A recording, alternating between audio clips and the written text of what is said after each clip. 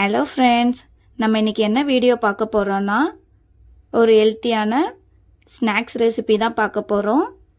வாங்க எப்படி செய்யறதுன்ட்டு வீடியோக்குள்ளே போய் பார்க்கலாம். ஃபஸ்ட்டு அடுப்பை பற்ற வச்சுக்கலாம். ஒரு பாத்திரத்தை வச்சாச்சு. ஒரு அரை கப் போல் வெல்லத்தை ஆட் பண்ணிக்கலாம். அரை கப் வெல்லத்துக்கு 1.5 கப் போல் தண்ணி ஆட் பண்ணிக்கலாம்.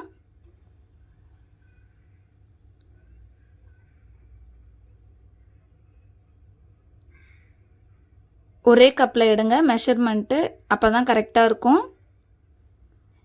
இப்போ வெல்லம் நல்லா கொதிக்க ஆரம்பிச்சிருச்சு. இந்த டைமில் 2 ஏலக்காய் போல் தட்டி சேர்த்துக்கலாம். சேர்த்துட்டு நல்லா மிக்ஸ் பண்ணி விட்டுடலாம். இப்போ பாருங்கள், வெள்ளை தண்ணி நல்லா கொதிக்க ஆரம்பிச்சிருச்சு. நம்ம இப்போ அடுப்பை ஆஃப் பண்ணிக்கலாம்.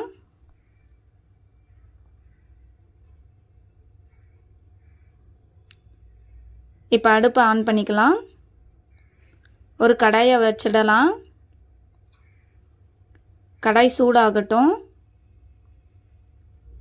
உங்கள்கிட்ட நாட்டு சக்கரை இருந்தால் நீங்கள் கரைக்க வேணாம், நீங்கள் அப்படியே சேர்த்துக்கலாம். இப்போ கடாய் சூடாயிடுச்சு. ஒரு ஸ்பூன் போல் நெய் ஆட் பண்ணிக்கலாம். தேங்காய் ஒரு 1/4 கப் போல் நான் எடுத்திருக்கேன். தேங்காய் எடுத்து குட்டி குட்டி பீஸாக கட் பண்ணிக்கலாம். கட் பண்ணி எடுத்திருக்கேன். நம்ம தேங்காவை துருவ வேண்டாம், இது மாதிரி கட் பண்ணி சேர்த்துக்கலாம். 1/4 கப் போல் எடுத்திருக்கேன். எந்த அளவு முடியுமோ அந்த அளவு குட்டி குட்டியாக கட் பண்ணிக்கோங்க. வேணும்னா எக்ஸ்ட்ரா கூட நீங்கள் சேர்த்துக்கலாம்.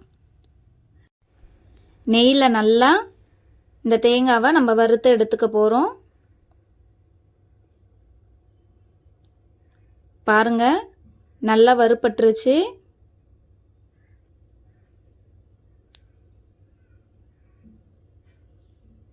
இப்போ நம்ம கரைச்சி வச்சிருக்க அந்த வெள்ளை தண்ணியை இதில் ஃபில்டர் பண்ணி சேர்த்துக்கலாம். நாட்டு சர்க்கரை அப்படி இல்லைன்னா வெல்லம் டஸ்ட் இல்லாத வெல்லம் இருந்துச்சுன்னா அதை நீங்கள் அப்படியே சேர்த்துக்கலாம். இப்போ நல்லா கொதிக்கட்டும். இப்போ பாருங்கள், நல்லா கொதி வந்துடுச்சு. இந்த டைமில் சிட்டிக்கு அளவு போல் உப்பு ஆட் பண்ணிக்கலாம். இப்போ 1 கப்பு போல் அரிசி மாவு எடுத்து வச்சுருக்கேன்.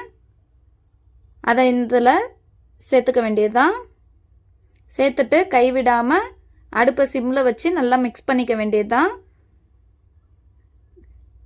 கட்டிகள் இருந்தாலும் பரவாயில்ல, நம்ம ஏன்னா கையில் உருண்டை தான் பிடிக்க போகிறோம். அதனால் நம்ம சும்மா மிக்ஸ் பண்ணி எடுத்தால் போதும். நல்லா மாவு மிக்ஸ் ஆகிடுச்சு. இந்த டைமில் அடுப்பை ஆஃப் பண்ணிக்க வேண்டியதுதான். ஆஃப் பண்ணிவிட்டு ஃபேன் காற்றுல ஆற வச்சிடலாம். அப்போ தான் நம்ம உருண்டை பிடிக்க கரெக்டாக இருக்கும். பாருங்கள், மாவு ஆறிடுச்சு. இப்போ கையாலே நல்லா மாவை பிசைஞ்சு எடுத்துக்கலாம்.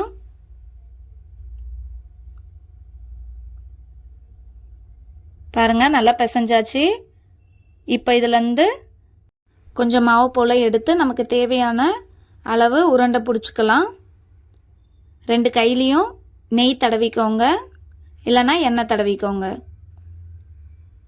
இது போல் 2 கையும் நல்லா வச்சு ப்ரெஸ் பண்ணி எடுத்துக்கோங்க, விரிசல் இல்லாமல். அப்போ தான் நல்லா வரும். பாருங்கள், இது போல் இருக்கிற எல்லா மாவையும் இதே மாதிரி உருண்டை பிடிச்சி எடுத்துக்கலாம்.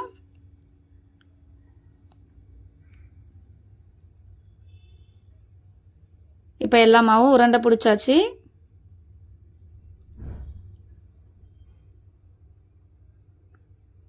இப்போ அடுப்பை ஆன் பண்ணிக்கலாம்.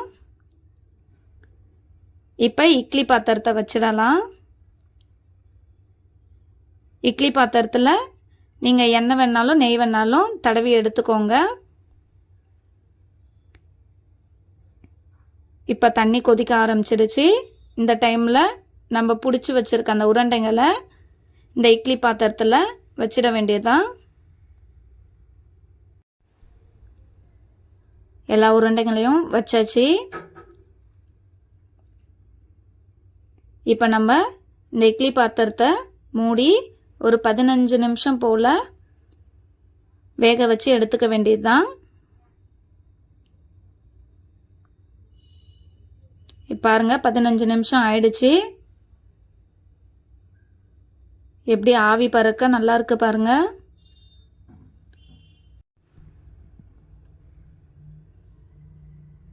பாருங்க எப்படி இருக்குன்ட்டு. இப்போ நம்ம இந்த உருண்டைங்களை ஒரு பிளேட்டில் மாற்றிக்கலாம். எவ்வளோ சூப்பராக இருக்குன்ட்டு பாருங்க. இதோட டேஸ்ட்டுமே சூப்பராக இருக்கும். இதை ஒரு தடவை ட்ரை பண்ணி பாருங்க. இதை கிட்ஸுக்கு கூட நம்ம ஈவினிங்கில் ஸ்நாக்ஸாகவும் கொடுக்கலாம், ஸ்கூலுக்கு ஸ்நாக்ஸாகவும் கொடுத்து விடலாம். உங்களுக்கு இந்த வீடியோ பிடிச்சிருந்தா லைக் பண்ணுங்கள், ஷேர் பண்ணுங்கள், கமெண்ட் பண்ணுங்கள், சப்ஸ்கிரைப் பண்ணுங்கள். பாய்.